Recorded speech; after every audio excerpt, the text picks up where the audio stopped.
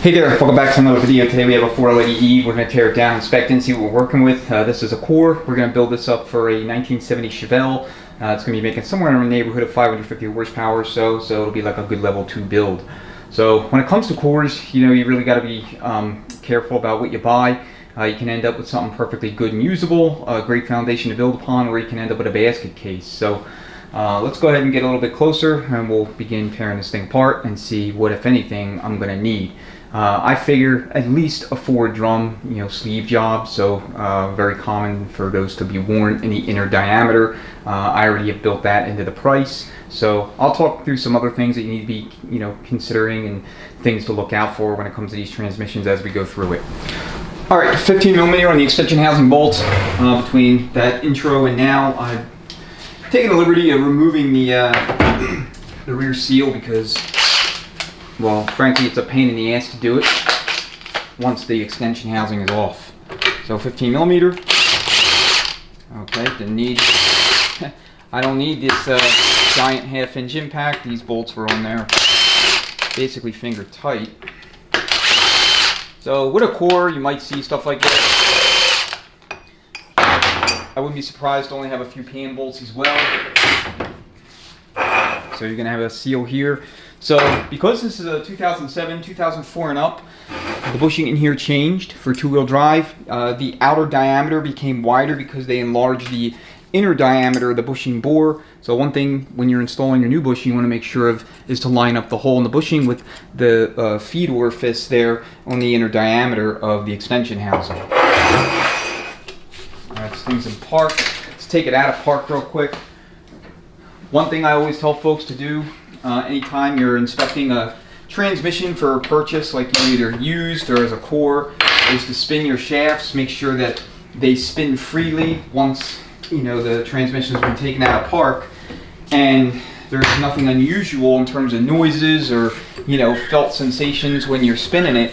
Nothing strange that would lead you to believe that there's something seriously wrong. All right, 8mm in the extension housing bolts. I'm sorry, the extension housing bolts. The speedo bolts are actually 10mm as I'm looking at them. So all your speed sensors for 4LADEs are all the same. So the same input and output. For your 1991 through 93 units, they had an output speed sensor for the 4x4s. They discontinued that as far as putting a speed sensor in this position here for 94 and up. So 94 is kind of a standalone year for these transmissions because they also, was the last year of the non-manual lever position sensor units. Torx 40 here on the shift cable bracket. Just make sure you're really in there with the socket. And this one looks like it's boogered up or something. Maybe there's just some dirt. Either way, the socket's not fitting all the way in there. Now, worst case scenario, if you can't get this thing off, not a big deal. I mean, you can basically rebuild the entire transmission. It'll come completely apart. You won't have issues with getting the pan off, but I'd like to have it off for obvious reasons. All right, good. All right, for your wiring harness case connector, it's very common to have these leak through the connector. So anytime you're going back with these units, like all transmissions, always replace your electrical components. 4LADEs are particularly vulnerable to this. Higher mileage units especially, you'll see fluid literally coming right through the center of this connector, and when that happens, there's a decent likelihood that it'll start shorting out the individual electrical circuits via the pins here on the connector itself. So always replace, never reuse when it comes to electrical components. You're just taking a chance on the thing going into limp mode shortly after reinstallation. All right, if the transmission you're looking at comes with a converter, the converter's installed, just go ahead and spin it.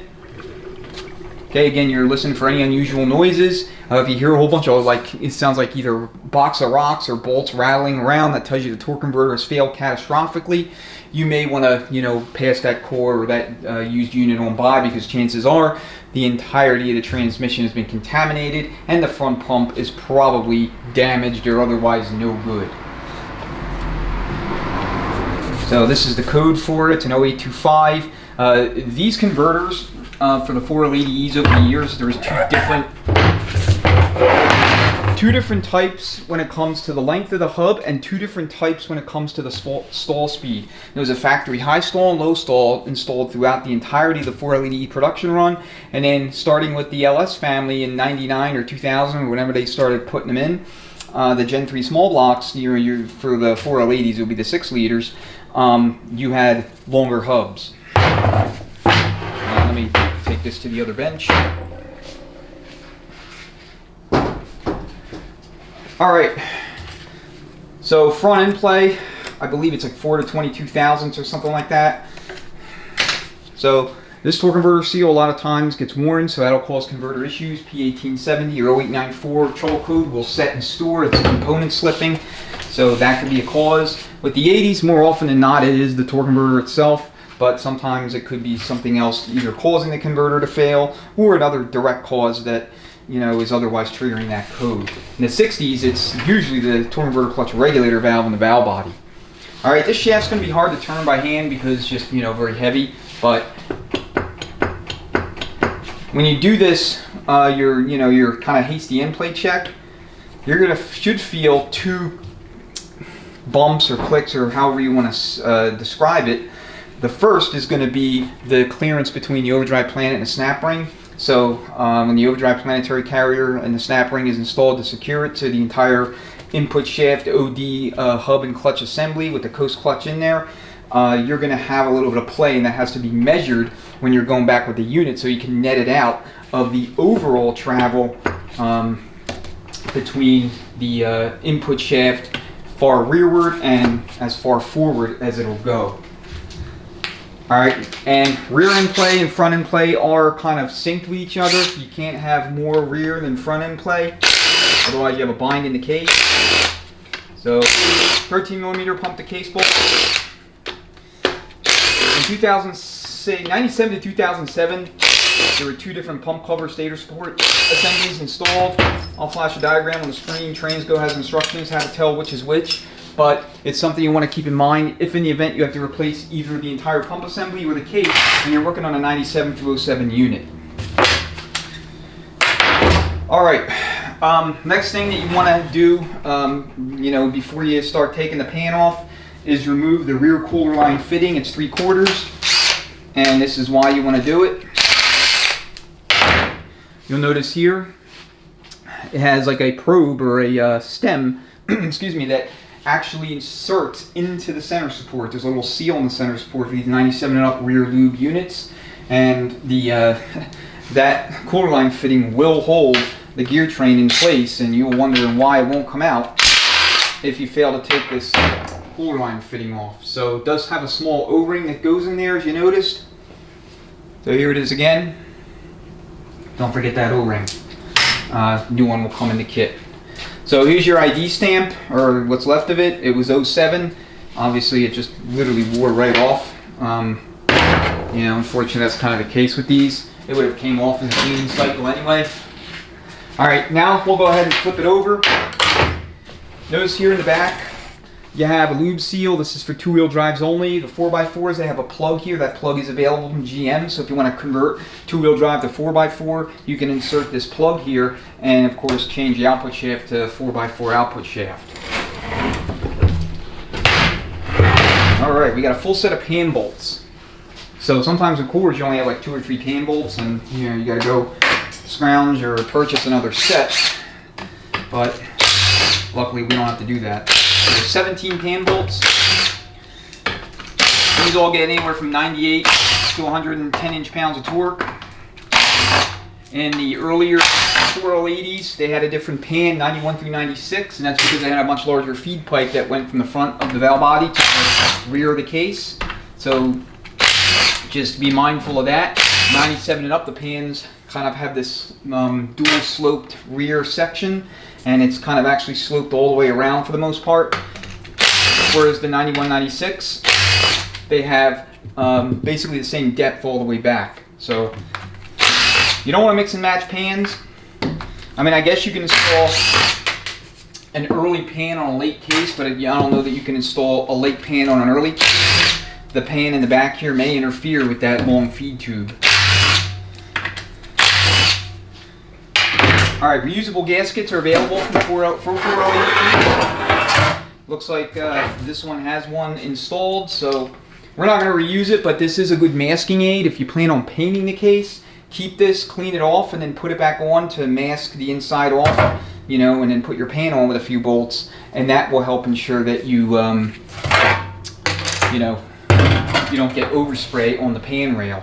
Alright, so if you notice here, we have some clutch material. That in itself is nothing unusual, but we have what also appears to be strawberry milkshake. Strawberry milkshake is indicative of radiator fluid or coolant leaking into the transmission via the radiator, where the internal transmission cooler is actually allowing fluid to, you know, pump into the transmission, into the system under high pressure. Obviously that's no good. It usually destroys the transmission, but I don't see a whole host of gear train damage, you know, like kibbles and bits, pieces of gear teeth and all that stuff. So I'm hoping that I don't have to wrestle with having to replace the entirety of the gear sets.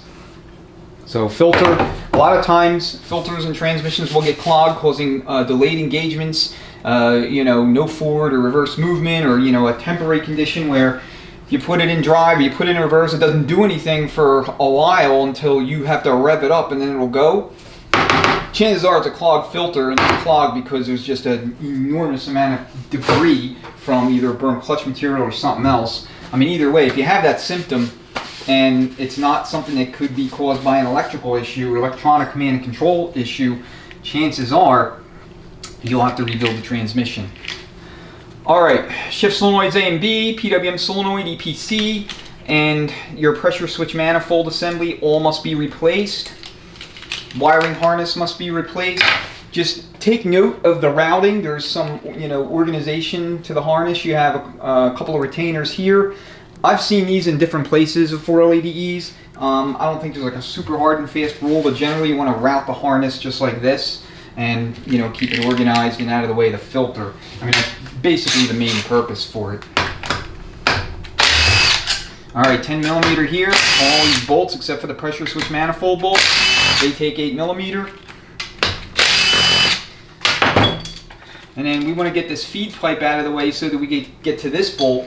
And when you're going back with these units, this bolt has to be torqued first before you install the feed pipe. Otherwise, you're not going to be able to get to it. And I need to go get a 12.3H socket. Okay, that was easy. Alright, flush that feed pipe out with brake cleaner. It's the best way to do it. I'm going to continue taking these valve body to case bolts out. 104 inch-pounds is what I typically do in all valve body to case bolts. 4L60s and 4L80s, 700R4s. I mean, that seems to work well. I think the spec is 98 to 108 inch-pounds.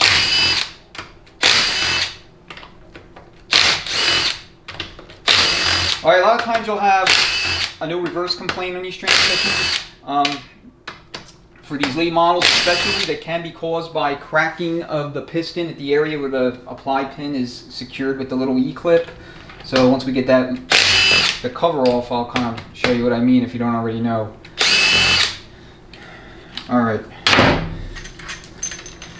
Alright, you can tell what year the valve body was made. There's a casting number. See, where is it? At least there should be. It's going to be right here. This looks like an 06 valve body. I mean, I know it's probably not going to be easy for you to see, but that's what it is. Any 97 and up valve body will work on a 97 and up case. So you just don't want to install like an early valve body on a late case, meaning 97 and up, when they went to the center lube design versus the traditional rear lube, and vice versa. Alright, let me get this thing out of here.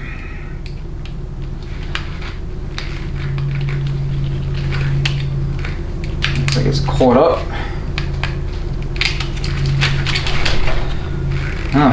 Wants to be stubborn.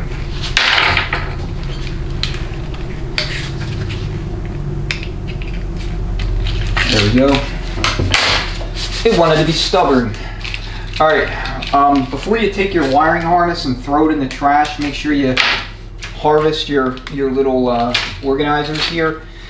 It may be a good idea just to keep the wiring harness aside, and especially if you want to be able to match up the locations so that you can compare their positions and transfer them to the new wiring harness in the exact same relative locations. Okay, a lot of times no movement or some sort of like non-responsiveness after overhaul. Make sure that you engage your rooster comb stud with your manual valve. Sometimes happens. 8mm here.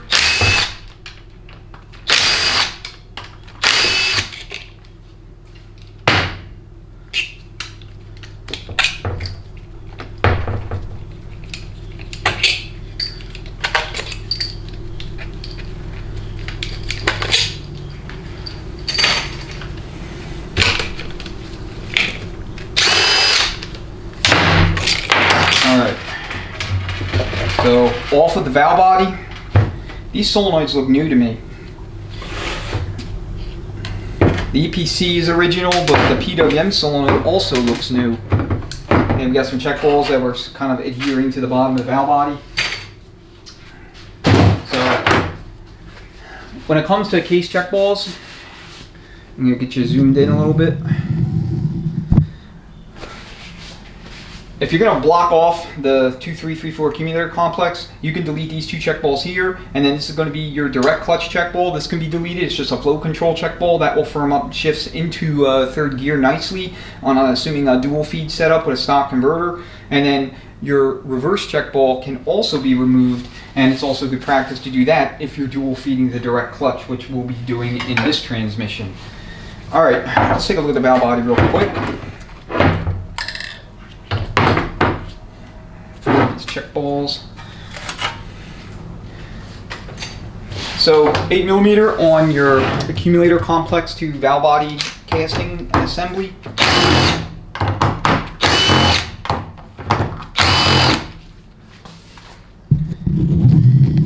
Sorry about that. There we go.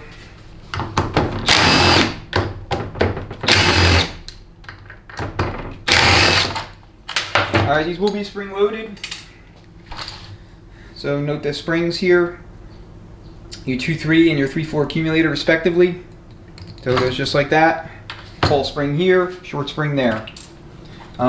You can buy replacement accumulator pistons if these are, excessively worn or whatever. But most of the time it isn't necessary. They're pretty resilient. GM changed the design of the piston pin here for, I believe they changed it in 96 or 97. But don't quote me on that. Alright, this has a little E-clip. You can take that off.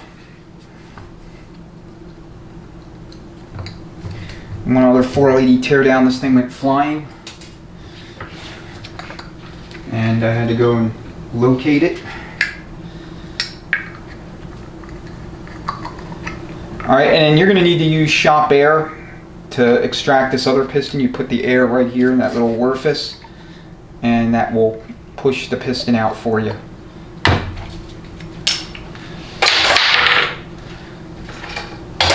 Oh, I'm missing that basket at point blank range. Not good. Not good. Alright. So this is a good sign. The gasket is not adhered to the spacer plate.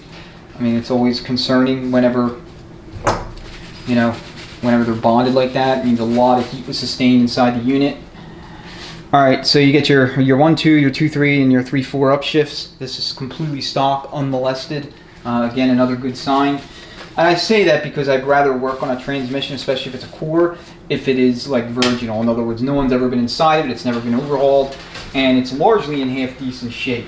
I mean, you expect to see some, impairment in the friction, maybe the band's worn out, but it would be nice if we don't see wholesale destruction in here.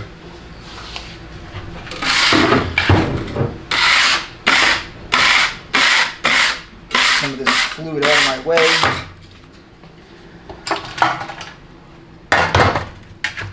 All right, so that's valve body. In the valve body, a couple areas you need to really be mindful of, or keep watch for. The AFL valve likes to wear higher mileage units. It'll have like a single-digit vacuum signal when you're testing. So if that's the case, you'll have to ream that bore and install the Sonex AFL oversized kit, which is fine. I mean, assuming you have the tooling. If you don't, you could take it to somebody, or you can invest in the tooling to do it yourself. But you'd be spending probably around $1,000 to get fully set up to remanufacture valve bodies. And then the reamer kits that Sonex makes, I mean, they're great, but they're also very, very expensive. All right, 10 millimeter there on our low reverse servo cover. So low reverse servo and 1-2 accumulator are housed here.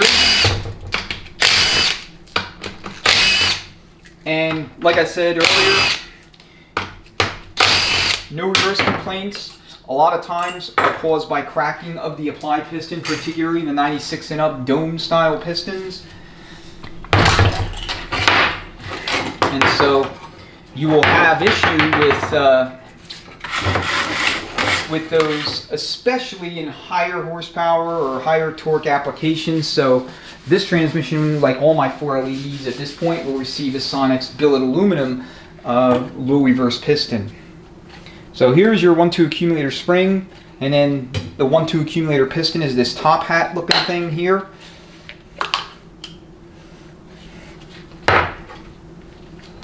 Just like that.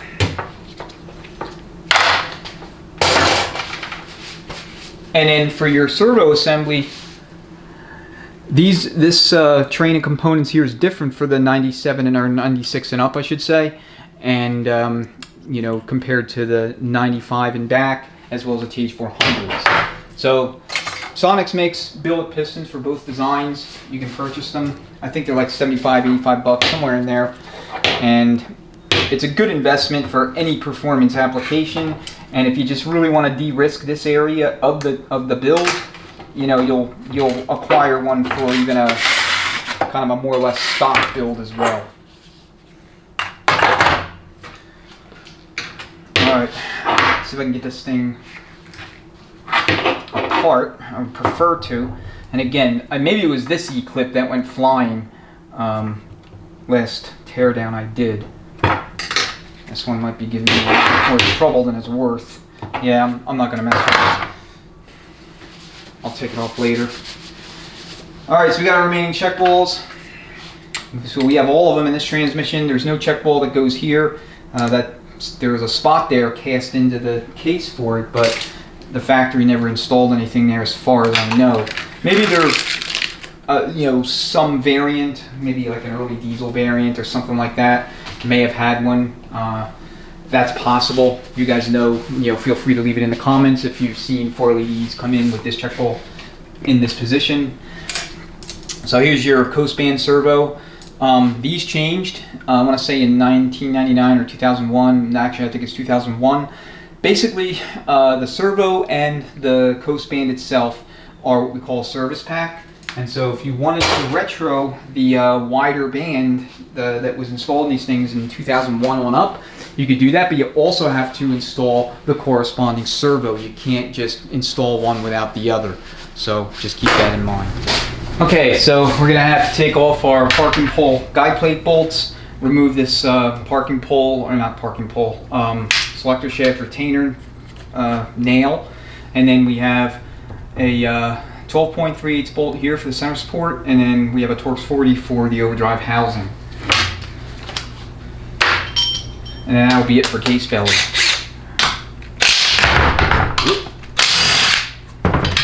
Wants to drift around on me. So you have your spring here as well. Leave that in there until you've gotten everything else out of the case, because it'll hold back the pole from interfering with removal of the gear train.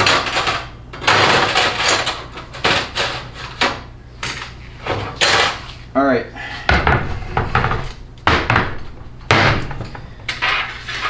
So when it comes to this nail, you got to be really, really careful. What I like to do is I'll take a pry bar here, you know, I'll get like a good firm grip on it, if you will, and then I'll just take it out like that. Sometimes it'll fly across the room, but the main thing is you don't want to come in cockeyed because it'll break off. And if you break this thing off in the case, I mean, you're going to be there for a month of Sundays trying to get it out with a drill. It happened to me once, and it took a machine shop that has every friggin' tool you can imagine, literally about 6 hours to get the damn thing out. And maybe it wasn't quite 6 hours, but it was a long friggin' time. So 15mm gear in your rooster cone to selector shaft nut.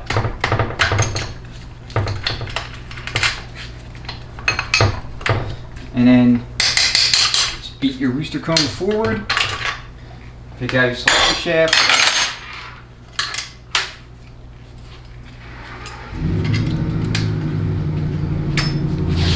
And then here's how it's orientated there on the little retaining studs on the parking rod assembly.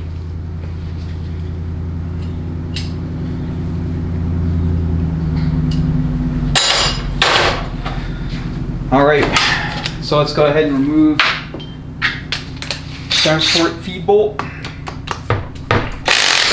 New one will come in the kit for you. TH400s, they have you reuse the pre-existing one, but 4L80Es, they provide a new one as well as a new feed bolt for the Overdrive clutch.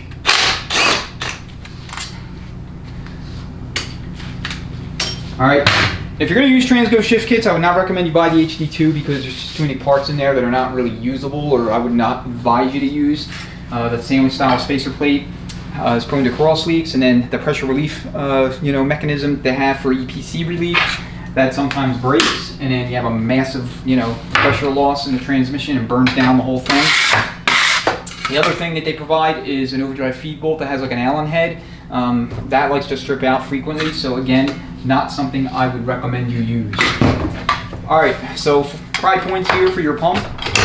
You just go right up in there, and then I'll just kind of put my palm over the input shaft to prevent it from coming out with the pump. I don't like that when that happens. Alright, we'll leave that stuff in there for now.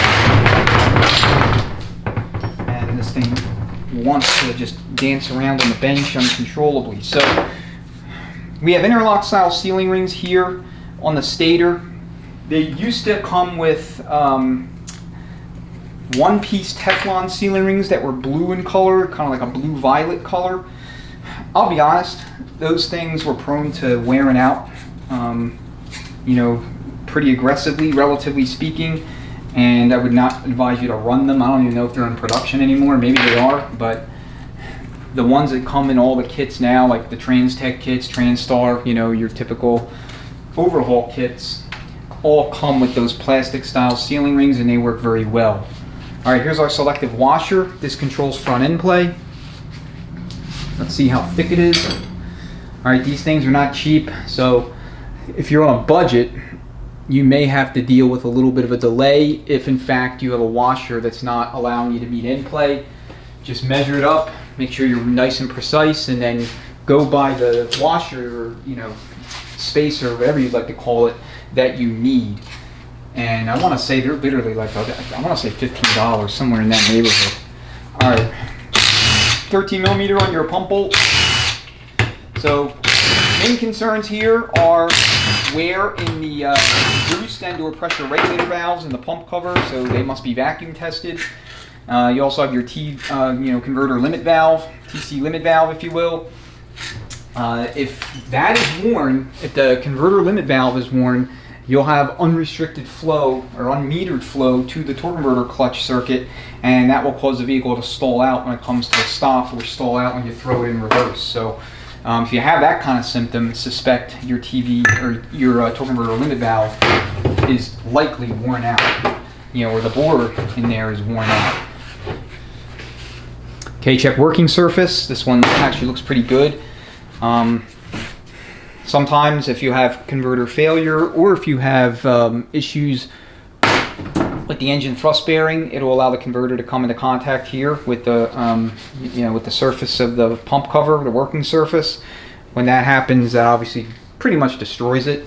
I mean, you can machine this about 10/1000ths of an inch or so. That's standard practice. So take a straight edge with a flashlight, shine it underneath, underneath here, just like this. And if you see light poking through at any point here on the working surface, it's a good idea to just get this thing machined. Okay, bushing here, replace all your bushings in the 4L80E. They are very hard on bushings, and if you don't do that, you're going to have all kind of problems, including component slipping codes like P1870, P0894. That's another cause of that in both these and the 4L60E transmissions. All right, let's look at pump body. So drive gear, driven gear, check teeth, check surface here. You want to make sure that you don't have excessive scoring either on the outer diameter of the driven gear or the inner diameter of the body itself. Drive gear, check your flats. A lot of times these will be mushroomed, and that will prevent the converter hub from fully engaging like it should. It won't slide past and onto the flats, so you'll wonder why the thing won't go on when you go to put it back as you're about to stab it back into the vehicle. Alright, some fluid. So here is the bushing for the body. As you can see, it's heavily worn. If you see wear that's not symmetrical, like this one looks like it's fairly symmetrical all the way around, the wear rate is the same, it looks the same to me. But if you have excessive wear only on one side, like the entire crankshaft and that whole main line's thrusting against one side of the bushing, what you'll see is you'll see wear here on the crescent, which is, I see some wear here, so I'm going to replace this body. I mean, you can notice that wear. I mean, even in a dirty, filthy body, you can see it, it's obvious, so we would not put this back in. But anyway, it will just like tear this part of the crescent up really bad. I have another video of a 4L80E where that was the case. It's a teardown inspection video, and I think that video was of a well, I had a Jake's Performance recalc kit in it. Alright, so here's our pump to case gasket, and looks like this is somewhat bonded to the case, so looks like it's coming off in sections.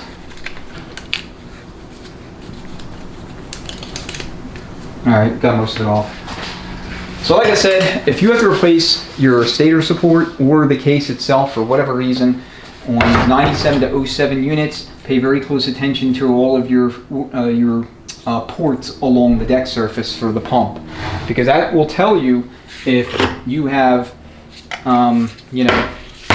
either a second or a third design case, and at least that's how Transgo refers to it in their literature. Alright, Overdrive Planet, you have your bearing. The bearing goes here on the forward drum. Okay, just check it. These are usually okay to reuse. You can also buy new ones.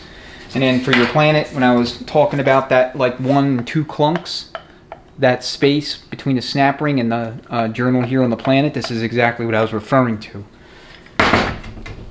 Check these sealing rings. They can be prone to wear grooves in the inner diameter. Let me go back to the pump real quick too. One thing I forgot to mention. So I just sometimes forget to mention this in my teardowns. Check the inner diameter here of the stator too. I don't see it too often where you have ring cut in here, but it can happen. I've seen it a few times, relatively recently. But always check that. And my apologies for not mentioning it when we were dealing with the pump, but it's something that you need to keep eyes for. All right, let me get that little snap ring out.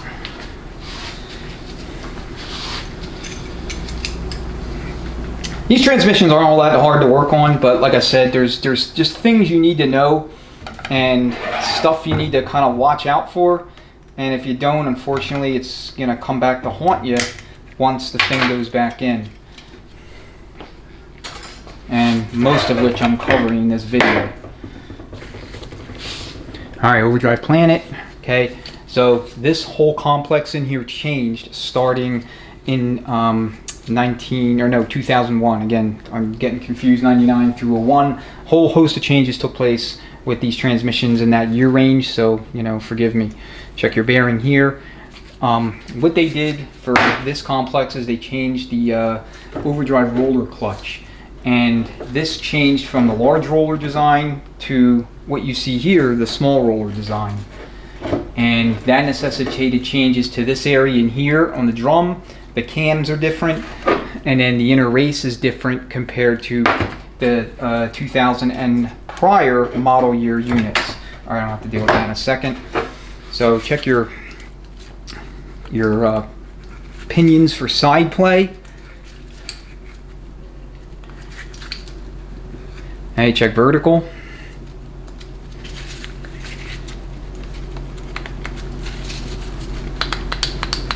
And it seems to be okay. Check this journal. We do see some wear here.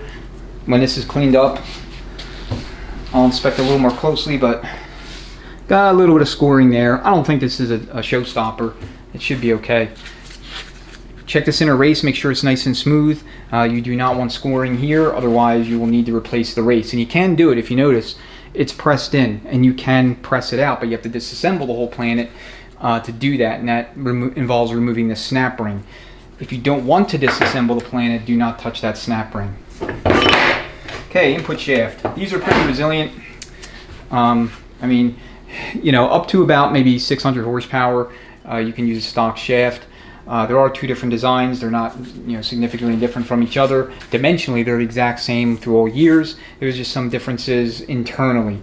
I see a witness mark pattern here on the converter side splines.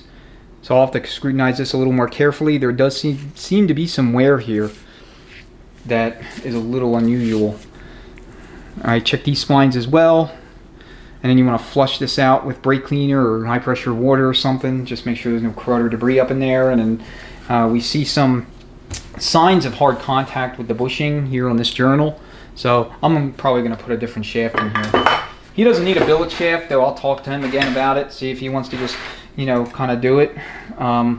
I always encourage overbuilding whenever possible, just because it makes the transmission that much more survivable and also kind of future-proof for additional growth in terms of engine power.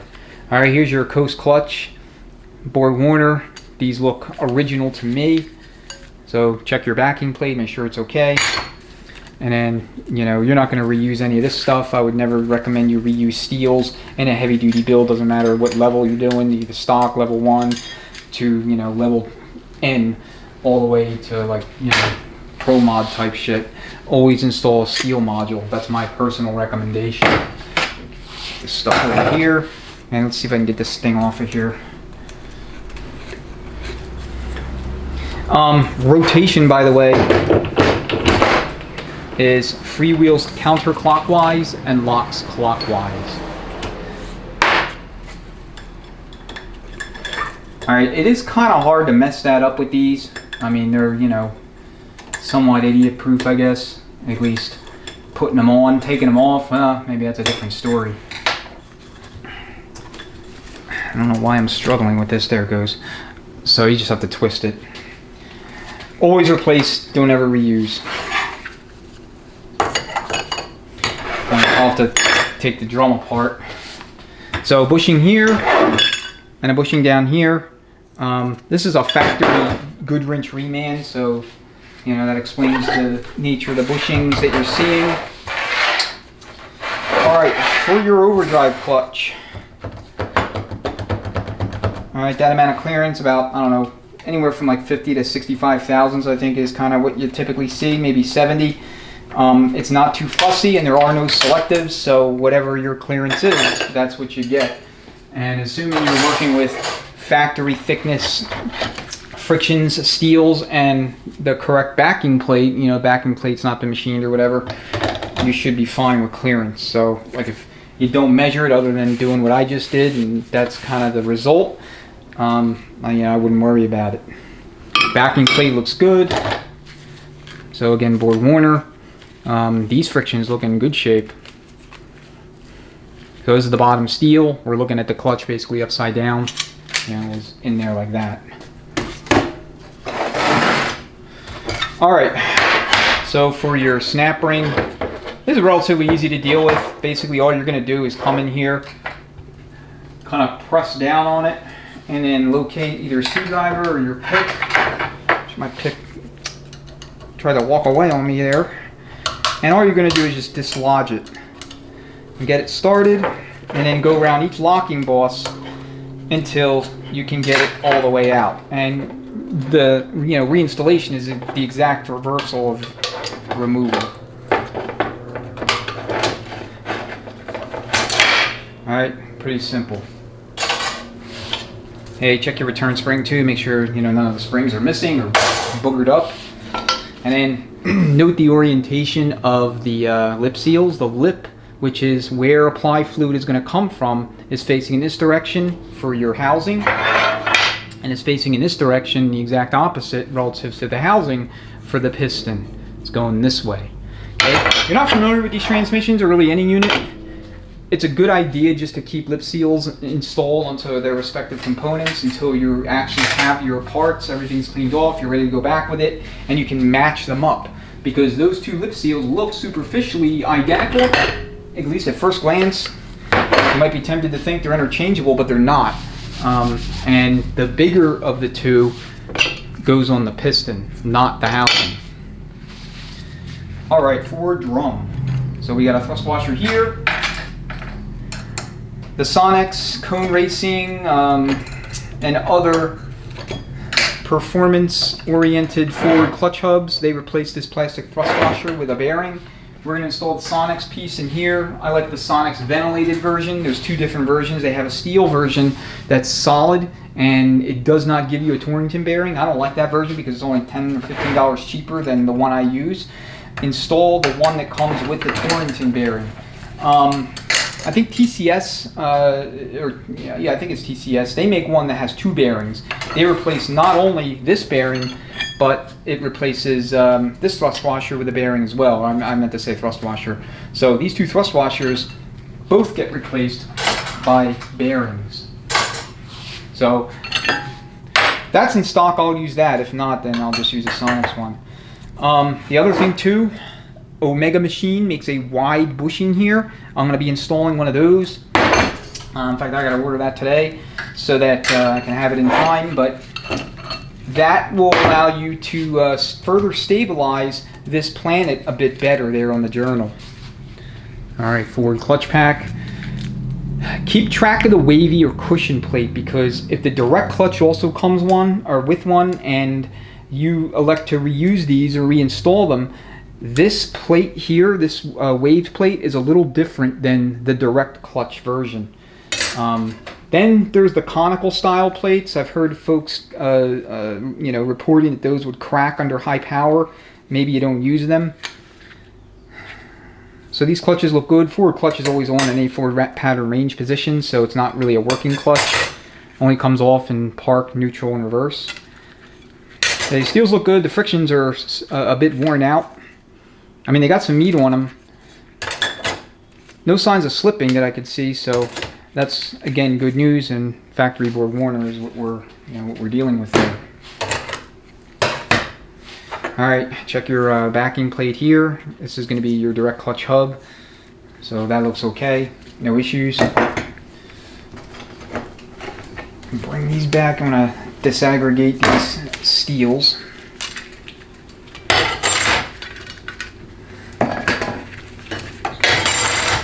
Sorry, just want to be a little bit more organized. I have clutches intermixed with steels. I'd rather keep the steels separate. And then we have our forward wave or cushion plate there. Alright, before we move on, I want to take a look at the inner diameter, because that's a critical part of the inspection process when it comes to 480E forward drums. Okay, one of the most common issues you're going to have in general is delayed engagements or slipping in drive due to ring groove or ring cut here in the inner diameter. And you definitely want to do this when the drum is clean. I just totally spaced on mentioning it during the main teardown, so I'm just, cutting in some after footage. But you can see here there's some wear. Alright, so I'm going to zoom in, and then we'll make sure it's in focus. Alright, you can see the wear there. It's starting to kind of progress to the point where it's affecting the forward clutch. And when we looked at the clutch pack, we didn't see any signs of slippage, but the frictions got a little warm. You could tell that they were not perfect. So, a different view of it. So you can clearly see wear there.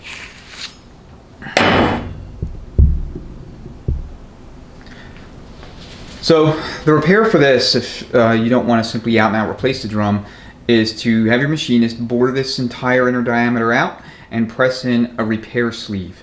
So repair sleeves are available from Omega Machine as well as other suppliers if you wanted to do it yourself. I'm not really sure where you can get the reamer or the tooling that you need, but suffice to say my machinist does this on a mill, and he reams this out, installs a sleeve. The sleeves are, I believe, ductile iron or billet or something, and essentially that fixes the drum permanently, or at least for another 150 to 200,000 miles before you have to worry about it again. So anyway, like I said, I failed to mention it during the main teardown portion, and I wanted to make sure something was mentioned because this is incredibly important. Alright, all this stuff gets put through the cleaning cycle, so that's why I like to keep things somewhat organized on the bench. Alright, now we have our direct clutch. So let's have a look-see. Check your band surface. If you have a heavy towing, hauling, working vehicle, or somebody that likes a manual shift, they'll have issues. Like for example here, we have some pretty severe scoring line on this part of the drum. Here's the band. Band appears to be normal looking, in other words, normal amount of wear. I don't know how many miles are on this unit, I have no idea. Doesn't seem like a lot, given it's a reman. It's probably, I don't know, maybe 100,000 or so, just purely a guess. So, clockwise freewheel for your intermediate sprag, and locks counterclockwise. And that's because the clutch basket faces front. Predominantly, you'll see correlation between clutch orientation relative to the front or the rear of the transmission and you know, freewheel rotation for your one-way assemblies. And this thing is making a fool out of me.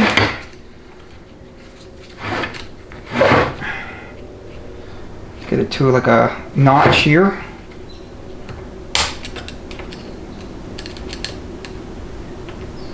So I would like to take this thing off.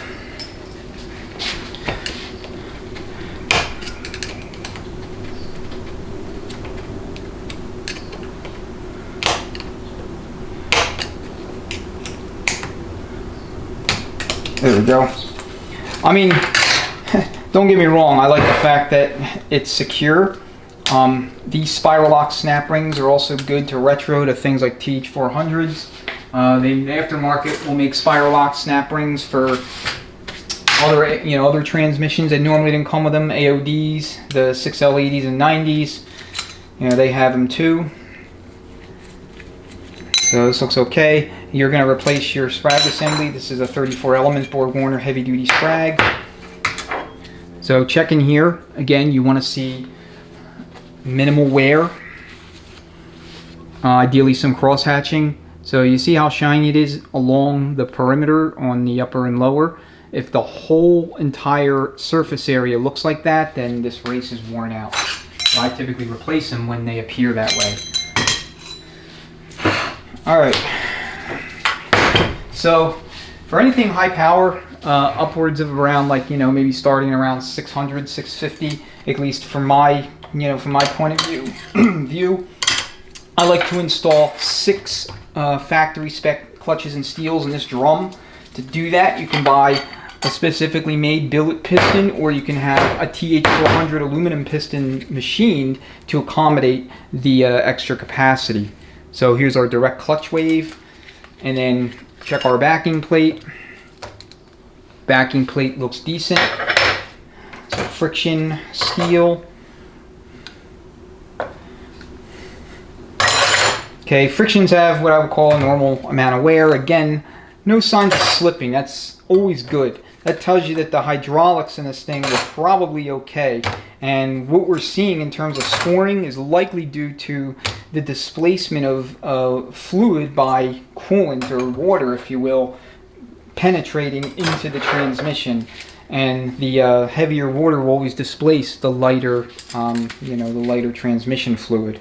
All right, so we'll keep this stuff together because, again, I prefer to keep the cushion plate with the direct clutch at all times. I'm not going to put a cushion plate back in. We're going to run a 6 and 6 stack up in there, but just for organization's sake, that's how I like to do it. And additionally, the clutch snap rings for the forward and direct clutch are the same. Bonded pistons, so you have bonded piston in direct clutch, a bonded piston in the forward clutch, and a bonded piston in the coast clutch. The direct clutch bonded piston in this area here is wider than the forward clutch. The national brand seals that come in the OEMs, or their OEM replacements, they actually specify and tell you it's stamped very lightly on each of the piston where it goes. The aftermarket Hyper Blue pistons, I don't know that they do that. I'll have to check. I just never looked before. All right, intermediate clutch. Always replace this clutch snap ring with something that's much more robust. And the preferred snap ring of choice is the Chrysler 727 or 8518, 618, 48 RE forward clutch snap ring. That snap ring is selective, meaning there's different thicknesses. For 480s, I typically use either the 88 or the 106 thousandths, except if it's real high horsepower, I'll use the 75 thousandths so that I can get a greater amount of clearance. Alright, and it looks like I got something hanging up.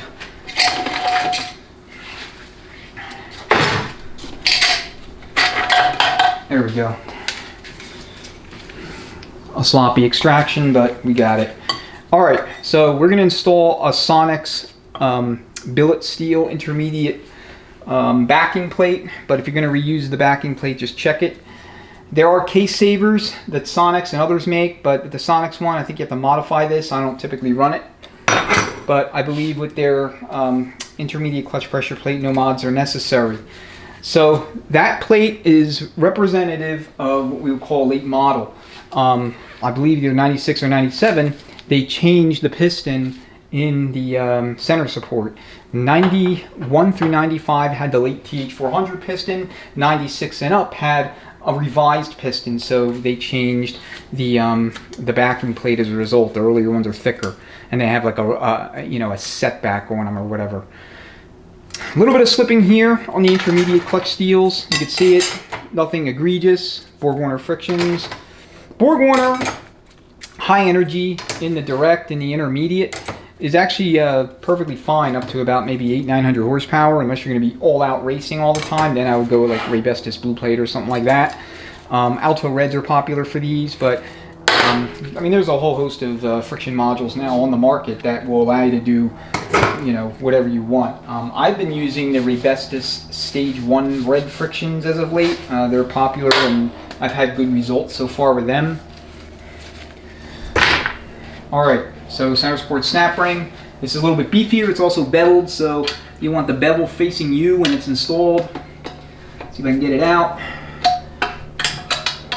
Minimal fanfare.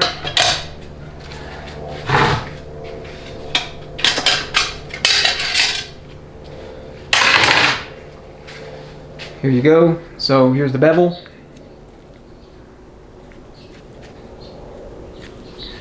So bevel faces you. Alright, now what I need to do is get a tool so I can grab up the entire gear train and pull it out of the case.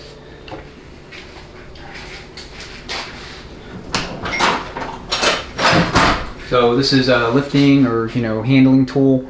It's available eBay and Transpart suppliers, anywhere where transmission parts are sold. You can order it and it'll be available. Alright, so just grab the output shaft and maybe stabilize the case with your body or something, and then just pull forward until you have it kind of part way out, and then what I'll do is I'll grab it by the center support and the tool and carefully take it out. Alright, it is heavy. I try not to bang the case, but you know, sometimes that happens, unfortunately. Alright. So there's a selective 3-tab steel washer in the back of the case, unless it came out with the gear train. No, it did not. So we'll look at that in a second. So low roller clutch rotation is such. Then when you have the gear train stood up on the bench like this, you're going to have clockwise rotation, and it'll lock counterclockwise, or at least it should. And it is. So you notice when we spin it clockwise, it's turning the front planet, but when we go counterclockwise, it is not. So it's locking, it's functional.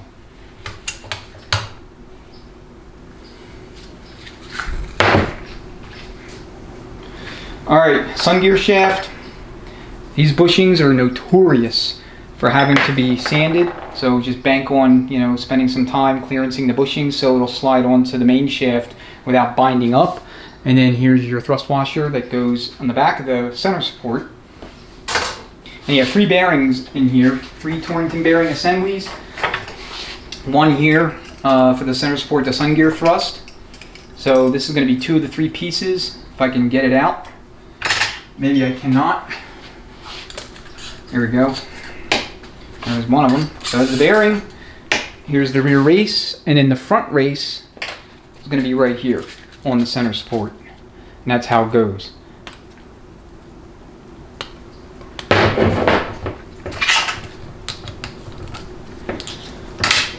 Alright, so the inner radius is going to go inboard like that. Okay, you have your bushing here. This bushing changed with the design change of center support for the rear lube design, or a center lube design, I should say. These bushings are not interchangeable. Do not use a TH400 or early 4LED bushing in a 97 and up center support. Okay, there's also key changes in 1999 that involve the gear train itself. So your front and rear planets for these 97 through 98 can be retroed all the way back if you want, even to TH400s, but the 99 and up gear train is different. Those planets were redesigned to be longer, and the sun gears are different as well. Actually, the sun gears may be the same. I apologize. Sun gears may be the same, but what they did is they installed a 41,000 spacer underneath here, which you'll see in a second, to account for that, so that the center, so that the sun gear remains centered between the 2 planets. You know, the dual sets of teeth on the sun gear, you know, front and rear, remain centered and meshed perfectly with their respective planetaries. Okay, 2-tab thrust washer. 4-tab was earlier. I'm not sure when they went to the 2-tab. It might have been 2001. It might have been a little later. Okay, on the back of the output shaft, on the flange portion, you have your 4-tab Babbitt washer. So when you rollerize the rear of the case, which I do for all my 4L80s and TH400s, you're going to take this and you're going to stick it where the plastic washer was on the front of the rear planet. And if it's a 4-tabber, you're just going to lop off 2 tabs and it'll fit right on there if this washer was only a 2-tab washer. Alright, so we're coming to the next bearing, and this bearing will have the aforementioned 41,000 shim that I was just talking about. So to get to it, we need to take off this snap ring. This snap ring can be beefy, and it can be troublesome. I should say it can be, it is beefy, and it can be troublesome. You just carefully get up underneath the tab there, and then work it free. And just take it off. And then take the output shaft out. Okay, this is going to be your 3rd bearing assembly. It goes like this on the journal for your rear ring gear.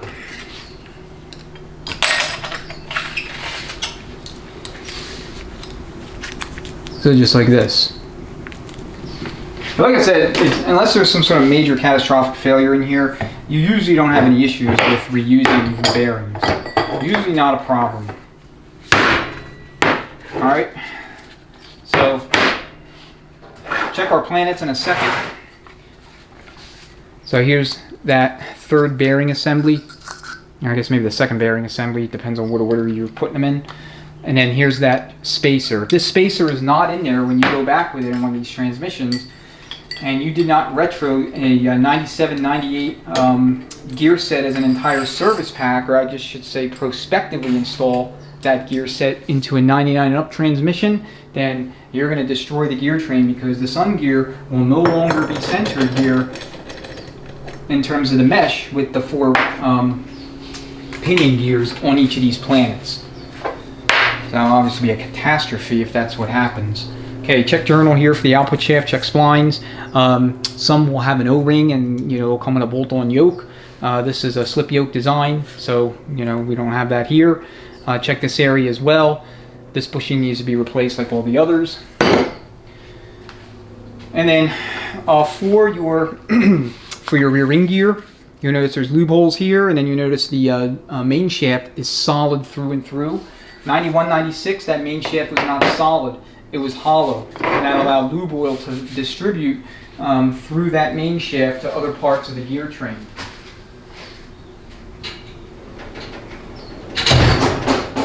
Alright, just grabbing some snap ring pliers so we can take this little snap ring off.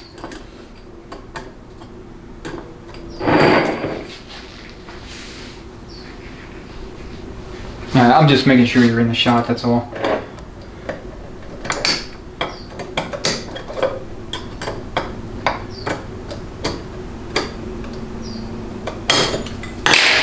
Alright, that was more time consuming than you would figure.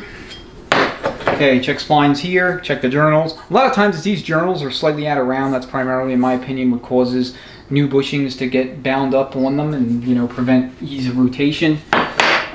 So both splines, journals, that's pretty straightforward. Anything north of about 750 horsepower, I tend to add a billet main shaft. TCS is what I've been using lately.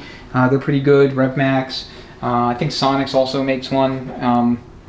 But either way, when you're across that 700 to 750 horsepower threshold, or even earlier if the vehicle is going to be raced a lot, you want to augment with billet input shaft and main shaft.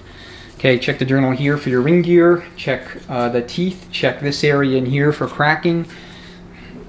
That looks good to me. Okay, sun gear, you'll check teeth here. Notice the indexing marks. These are identification marks for sun gear. So if you see a sun gear like this with these identification notches and a small hole, it's a 99 and up sun gear. Okay, I've never drilled this hole out. I mean, maybe you could, I don't know, but like I said, it's not something I've ever done, so it's not part of my lube mods video either. Alright, let's look at these planets. So we'll start with the front planet. Appears to be good.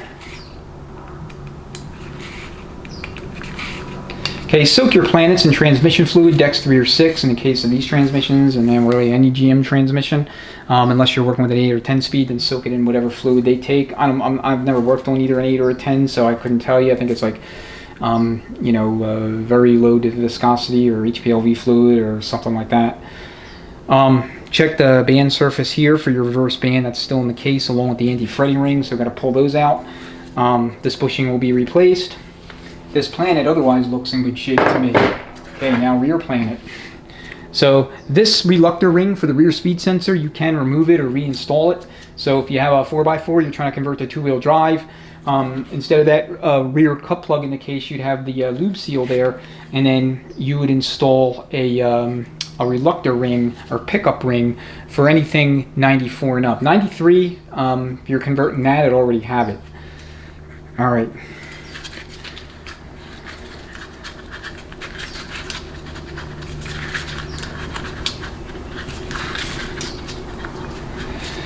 Alright, so spin them, check vertical play.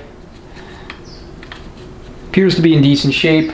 Again, check your teeth in here, check the rest of the structure. You're basically performing the exact same procedures as you did with the other planet. Alright, both of those planets look good to me, at least at first glance, so we'll take a look at the center support, disassemble it. So just like the overdrive housing, this snap ring is easy to remove, and you can even install it on the bench, you know, basically in the same fashion as well. We're not going to be installing this particular return spring assembly. All my level 2 and up 4L80s, they receive a heavy-duty spring retainer and high-rate return springs. This particular transmission will see the CK Performance Master Recal kit. I use that kit a lot. It's, you know, relatively user-friendly and provides good results. Jake's Performance is also a good kit. You know, the difference between the CK and the Jake's is that the Jake's Performance spacer plate that comes in their Recal kit, it will allow for a true dual feed of the direct clutch while you're, you know, in any forward range position that allows for third gear to come on. And so you don't end up plugging the high reverse feed passage in the case. So, see if you can see that. Yeah, so here's the high reverse feed passage. So in a normal automatic forward pattern shift strategy, this would be plugged. You would leave this sealing ring off here, the second from the top, and then in the direct drum, you would leave the drum seal out, and that's dual feeding. And then for the CK and most other kits, or if you're just doing it yourself without any kit, you would plug this with a 3/8 of an inch cup plug. But with the Jake's kit, you would not. You would leave that orifice open. All right. So check sealing surface. You're going to do this too with your drums once you have the pistons out. And for the piston itself, just make sure it's not cracked or, you know, somehow damaged. Every once in a while we'll see that. I mean, you know, you do enough of these, you'll see pretty much everything that you can think of, and some shit you can't. But for the direct drum, we're not going to reuse a bonded piston like I mentioned earlier. We're going to use a TH400 piston that's been machined to allow for 6 frictions and 6 steels. No wavy or cushion plate. Alright, let me get the other stuff that's in the case out of it. Alright, get this little roller out of the way.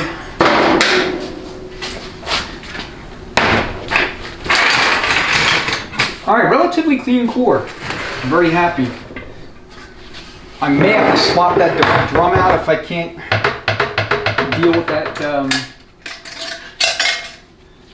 deal with that, you know, scoring pattern here. In fact, I see it here and here. Yeah, the direct drum's gonna have to be replaced. I have several others.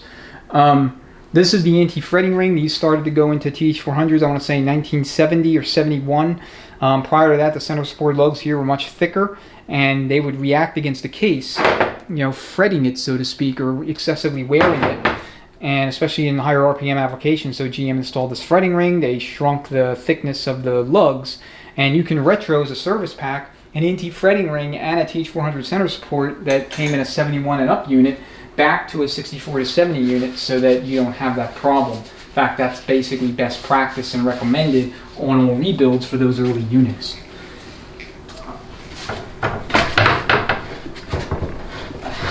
That band.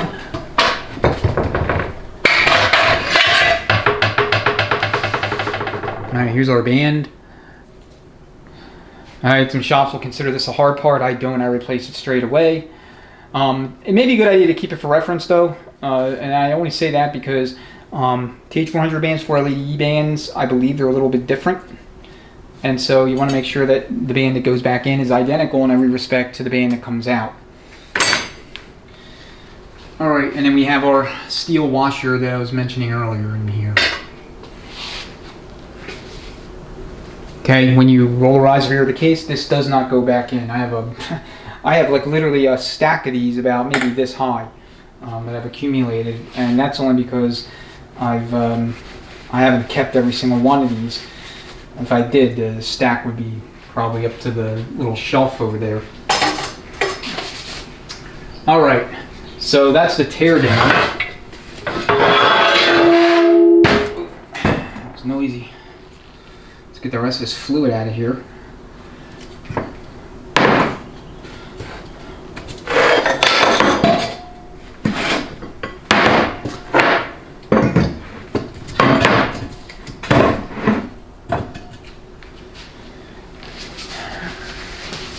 All right, let's go ahead and summarize. So like I said, all in all, pretty good core. Direct drum's gonna have to be replaced. That surface is no good, but the rest of it seems to be fine. With respect to the pump body, that also has to be replaced. The crescent is also no good. I would just simply buy a brand new pump body for these, and the ones that are being sold over the counter from places like Transtar, Transparts Warehouse, are going to all be 97 and up pump bodies because they'll retro to any of your 4L80Es. So a direct drum, a pump body. I got to vac check the stator. I always install a Sonics boost valve and when necessary, a Sonics line to lube pressure regulator valve, or lube regulated PR valve, I should say. The only valve that's really of high concern to me is that TC limit valve. So if that bore is worn, then I'm going to need a whole new pump assembly. And again, that's where matching your stator support with the case becomes very critical. All right, new frictions, new steels everywhere, new bushings, rollarized rear of the case, rollarized forward clutch hub. I'm going to see if he wants to do a billet input shaft. He may not. Billet aluminum low reverse piston. Obviously paper rubber kit filter. One-way assemblies everywhere. All new electrical components. Wide Omega machine forward drum bushing. What else? CK Performance Master recal kit. The spacer plate looks pretty good, but the kit comes with a spacer plate, so I'll save that for another build. Like I said, it's not been drilled. This thing's largely untouched. It makes sense to reman, so I think it has about 100K on it, give or take. Alright, I'm trying to think if there's anything else that I'm missing here. 8518 snap ring, either 75 or 88 thousandths. Yeah, I think that about does it. If there's anything else that I'm failing to mention, I'll just annotate it. But pretty clean core, not too bad. Only a couple hard parts replaced, and like I mentioned in the 4L60E, cores come with risks, so plan accordingly. Video, you got to plan accordingly anytime you're buying a core for rebuild, especially if you're not going to be billing the customer back for any hard parts that have to be replaced. So bank on a billet for a couple billet parts, like I said, the billet, low reverse and forward clutch hub, and then bank on maybe one or two hard parts, a planet, a drum, pump, something like that. Alright guys, thanks so much for watching, greatly appreciate it. If you have any questions, comments, go ahead and leave below. Otherwise, look forward to seeing you in the next one, and until then, have a great rest of your day or evening. Thanks again.